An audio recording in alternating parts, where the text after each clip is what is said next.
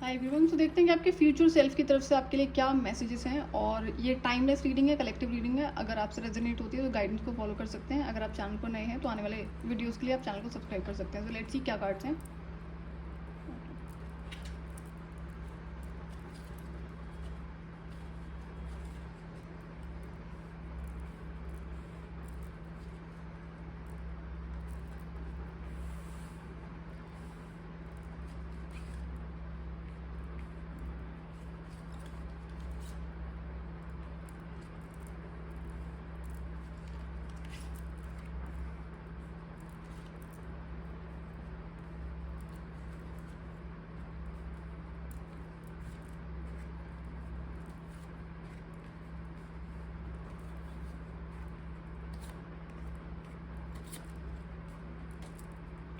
सो ये जिस भी पर्सन की रीडिंग है, क्या आपकी सिचुएशन में शादी की प्लानिंग चल रही है या फिर आपको फोर्स करा जा रहा है शादी के लिए कि ये टाइम है, या फिर कोई पर्सन आपको दिखाया गया आपकी फैमिली की तरफ से जो ये कहा जा रहा है कि ये सबसे बेस्ट पर्सन है आपके लिए।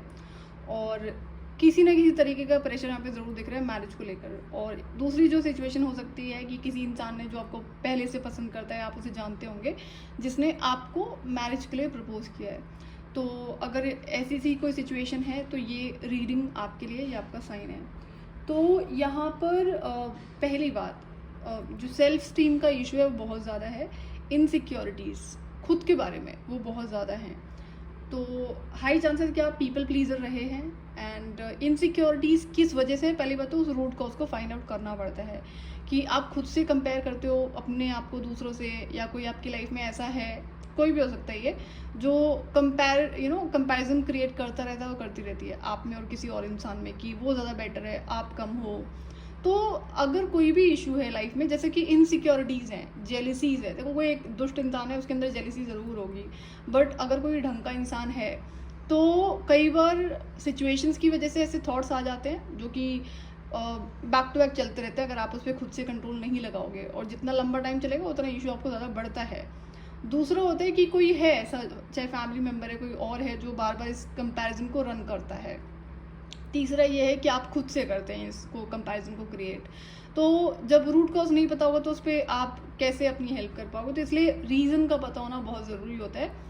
3 पर्टिकुलर सिचुएशंस मैंने आपको बता दिए हैं। आई डोंट थिंक तो उसके बाहर कोई और सिचुएशन होगी जब बात किसी कंपैरिजन की आती है। आई सेड अगर कोई दुष्ट इंसान है तो उसके अंदर वो जेलसी और ईगो वाली एनर्जी हमेशा होती है। बट अगर आपकी वो सिचुएशन है तो उसके बाद मैंने जो 3 सिचुएशंस बताई हैं, आपको अपनी सिचुएशन बेहतर पता होगी, खुद के साथ बैठो, देखो क्या रीज़न है, एंड देन अकॉर्डिंगली उस पर आपको काम करना पड़ेगा। तो यहाँ पे जो पर्टिकुलर सिचुएशन दिख रही है कि मैरिज के लिए ही आपको बोला जा रहा है, और आपके अंदर से ये कि नहीं अभी आप रेडी नहीं हो, ये बहुत अनएक्सपेक्टेड है, बहुत सडन हो गया है। तो आपके लिए स्पिरिट गाइड्स की तरफ से गाइडेंस है कि बहुत टाइम से आप किसी चीज़ को डिले कर रहे हो कि नहीं आप रेडी नहीं हो। तो रेडी नहीं हो तो कब रेडी होगे, इस चीज़ का कोई आइडिया है आपको? या फिर जैसे रेडी नहीं हो तो उसके पीछे कुछ ना कुछ तो रीज़न होगा ना। बहुत सारे ऐसे लोग होते हैं, बहुत सारी ऐसी फीमेल्स देखी है मैंने, या मैस्कुलिन देखे। मैस्कुलिन में जनरली ऐसा नहीं होता है। फीमेल्स मैं उनकी बता रही हूँ जो जॉब नहीं कर रही हैं, जो बिजनेस नहीं कर रही हैं, they are at home and वो कुछ नया भी नहीं सीख रही हैं, they have lot of time, और उनको शादी भी नहीं करनी है तो उसका बस मन नहीं है। तो this is kind of excuse. कहीं तो टाइम आपका यूटिलाइज होगा, और मैं ये नहीं कहती कि टाइम यूटिलाइज करने के लिए आप मैरिज कर लो, बट नहीं करने का जो सवाल है उसका कोई तो रीज़न होगा। तो आप अंदर से जो रेडी नहीं हो उसके पीछे का रीज़न फाइंड आउट करो। आपके लिए गाइडेंस ये है कि ये टाइम है, आपको ऐसा लग रहा है कि आप रेडी नहीं हो, बट ये कोई बहुत अनएक्सपेक्टेड नहीं है, प्लान्ड इवेंट है आपकी लाइफ का। तो पहली बात ये। दूसरा, अगर आप इसके लिए ना भी करते हो, इन केस आपके लिए गाइडेंस है कि आप गो अहेड कर सकते हैं। दूसरा, आपको पर्सनल लेवल पे इंडिविजुअल रीडिंग करानी चाहिए इन केस अगर आप ये मैरिज का मैटर है, दैट्स योर चॉइस। यहाँ पे मैरिज का ही जनरली दिख रहा है। दूसरी चीज़ यहाँ पे कि आपकी पास्ट में कोई ऐसे रिश्ते रहे हैं जो बहुत ज़्यादा इंसान पॉजेसिव रहा है, और आपकी बाउंड्रीज बहुत ज़्यादा डिस्ट्रॉय होती थी, बाउंड्रीज रही नहीं है शायद, एंड उसकी वजह से बहुत सारे फियर्स आपके अंदर दिखाई पड़ रहे हैं। तो इट्स नॉट नेसेसरी कि कोई पास्ट का रिलेशनशिप क्या रहा है, लव रिलेशनशिप था या कोई और रिश्ते हैं जिसकी वजह से इस तरह की इनसिक्योरिटीज़ हैं। और आपके लिए गाइडेंस है, जब भी आप अपना लाइफ पार्टनर चूज़ करते हो तो जल्दीबाजी में नहीं करना है। Take your time, think about it. बातें करो, उसको स्टडी करने की कोशिश करो। क्यों? क्योंकि अगर पास्ट में इश्यूज रहे हैं तो सेम चीज़ रिपीट नहीं होनी चाहिए।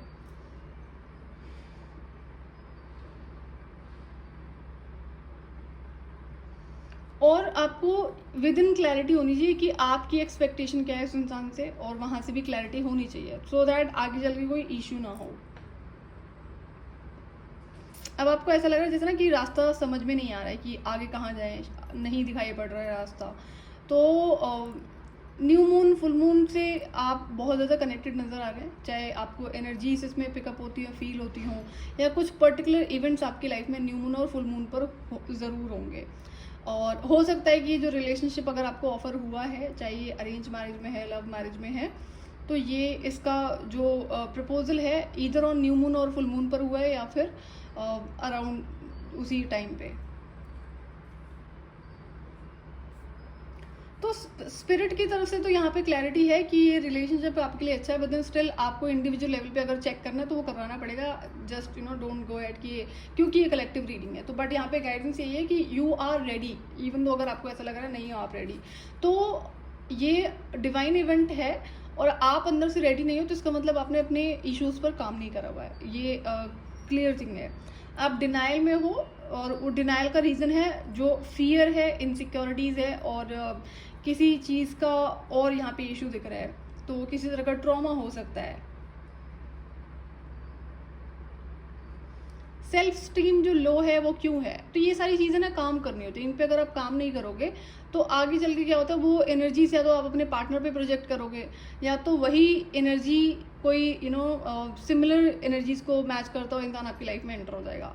तो इसलिए ना अपने इश्यूज पे काम करना बहुत ज़रूरी होता है। कई बार आपको रिश्ते बहुत अच्छे दिए जाते हैं, लेकिन आपकी इनसिक्योरिटी की वजह से आप खराब करते हैं रिश्ते, तो इस चीज़ को आपको देखना पड़ेगा। दूसरा, अगर अभी तक आपने रिश्तों में बहुत ज़्यादा एफर्ट्स करे हैं कि आप ही को एफर्ट्स करने पड़ते हैं, तो आपके लिए गाइडेंस है, मेक श्योर कि अब से जो भी रिलेशनशिप्स होंगे आपकी ज़िंदगी में, it's not just about love relationship और मैरिज, एनी रिलेशनशिप, वो एफर्टलेसली होना चाहिए। कोई बैलगाड़ी तो है नहीं जो धक्का मार के चलानी पड़ेगी, है ना, या फिर पेट्रोल डीजल भरना पड़ेगा। जो रिश्ते होते हैं वो एफर्टलेसली ही चलते हैं। इंडिविजुअल लेवल पर आप अपनी रिस्पॉन्सिबिलिटीज़ को निभाते हो, तब जाकर वो जो रिश्ते हैं वो एफर्टलेसली चलते हैं। एंड किसी भी तरह का टॉक्सिक बिहेवियर आपको रिश्तों के नाम पे नहीं अपना लेना है कि नहीं, जैसे पॉजेसिवनेस का यहाँ पे दिख रहा है, हो सकता है कोई आपकी लाइफ में ऐसा पार्टनर रहा हो जो ओवर पॉजेसिव था और थी, जिसकी वजह से आपको काफ़ी चीज़ें गो थ्रू करनी पड़ी होंगी। तो वहाँ पर क्या होता है, आपकी इंडिविजुअलिटी किसी तरह से ना वैनिश हो गई थी, तो वो अब नहीं होने दे रहा है। इस बात का ध्यान आपको रखना है।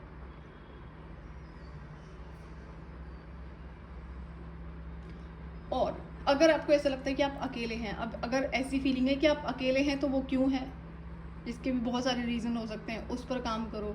तो अकेले तो आप नहीं हो, आपके पास में काफ़ी सारा डिवाइन सपोर्ट है, that's what I can see. And अगर किसी चीज़ पर क्लैरिटी चाहिए तो आपको अपने स्पिरिट गाइड्स और एंजल्स से उसे बोलने की ज़रूरत है।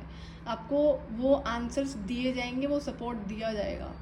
एक अच्छे इंसान की लाइफ में हमेशा सपोर्ट होता है, बट एक स्टेज ऐसी आती है जहाँ पर इसको आपको रिकॉग्नाइज करना होता है और ग्रैटिट्यूड में आना होता है, सो दैट कि वो जो हेल्प है कॉन्स्टेंटली आपकी लाइफ में रहे और मिलती रहे। दूसरा, बड़े अमेजिंग चेंजेस अगर आप कहीं ना कहीं सोच रहे हो कि आने चाहिए, या फिर उसका डर है कि ख़राब हो जाएगा, तो डर पे काम करो। क्यों? क्योंकि relationship according to the cards अच्छा दिख रहा है, ख़राब मत करो। बट जो अपने लेवल पे चीज़ें आपको चेक करनी होती है वो मेक श्योर ज़रूर कर लें अगर आप गो अहेड करते हैं इस रिलेशनशिप के लिए। तो हर चीज़ को चेक करना बहुत ज़रूरी है। एंड एज आई सेड कि जल्दीबाजी में नहीं, जानने की कोशिश करो उस इंसान को। इनसिक्योरिटीज़ को प्रोजेक्ट मत करना, पास्ट के ट्रॉमास को प्रोजेक्ट मत करना, उसकी हीलिंग कर लो and then enter into that. तो अगर आपको नहीं भी करनी है अभी शादी और आपको लगता है कि इंसान ठीक है, तो आप उसे टाइम मांग सकते हो, you need some time. But बिना जाने पहचाने एंड देन आप डिनाई कर दोगे तो ये सोचने वाला मैटर है।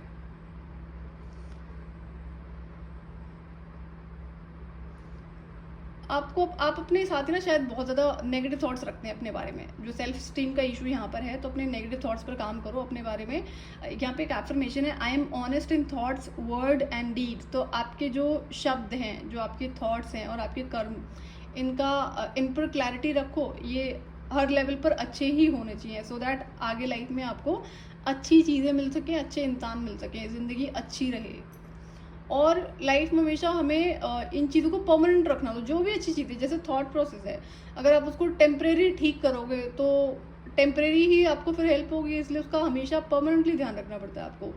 I'll read this card. Angel wisdom reminds that you that your every thought, word, emotion and action is reflected in your aura. That is so true.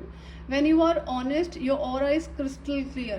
Everyone knows where they are with you and feels totally safe. The angel suggests that you look within and purify and murky thoughts and feelings. When you are totally honest with yourself, you behave with integrity and dare to be open, for there is nothing to hide. People respect and trust you as you radiate a resonance of honesty. People respond to you with openness and honesty in their turn. So होता क्या है कि जैसा कि ये बात मैं पहले भी कई बार बोल चुकी हूँ, मैं अपने दूसरे चैनल पे भी बोलती हूँ कि जो हमारा ऑरा होता है वो हमारी आदतों से बनता है, हमारे थॉट से बनता है। बट लोगों को लगता नहीं कि हम रिचुअल रेमेडी कर लेंगे तो उससे चीज़ें क्लीन हो जाएंगी। तो अगेन आई रिपीट कि कितनी भी रिचुअल रेमेडीज, पूजा पाठ आप कर लो, अगर आपने अपने कर्मों का ध्यान नहीं रखा, अपने शब्दों का ध्यान नहीं रखा और अपने जो इंटेंशंस हैं, जो थॉट प्रोसेस है, इसका ध्यान नहीं रखा, तो वो ऑरा कभी क्लीन करा नहीं जा सकता है। अगेन वो भ्रम वाली चीज़ें हो जाती है, यहाँ से ऑरा क्लीन करा लो और वहाँ से करा लो। तो ये बेसिक नीड होती है, इनको आप क्लियर करोगे तो आपका ऑरा भी खराब हो रखा है इस टाइम पे ना, ब्रेक हो रखा है। तो ऑरा से एनर्जी क्लेंजिंग करो आप, and please work on your self कि आप जैसे भी अगर एक अच्छे इंसान है, सो मेक श्योर आपकी लाइफ में बहुत हीलिंग रिलेशनशिप आ रहा है। और उस हीलिंग रिलेशनशिप को रिसीव करने के लिए भी तो आपका उस फ्रीक्वेंसी वाइब्रेशन में होना ज़रूरी होता है। और वो आप इसी तरह से करेंगे, अपने थॉट्स, आपका जो कर्मों पे आप ध्यान दो। अगर किसी भी रीज़न की वजह से आप कोई गलत कर्म कर रहे हो, इंटेंशनली या फिर अनइंटेंशनली, तो उसे सुधार करने की ज़रूरत है। सो ये थी आपकी रीडिंग। मैं आपसे फिर मिलूंगी नेक्स्ट वीडियो में। टिल देन अपना ध्यान रखिए, डिवाइन से कनेक्टेड रहिए।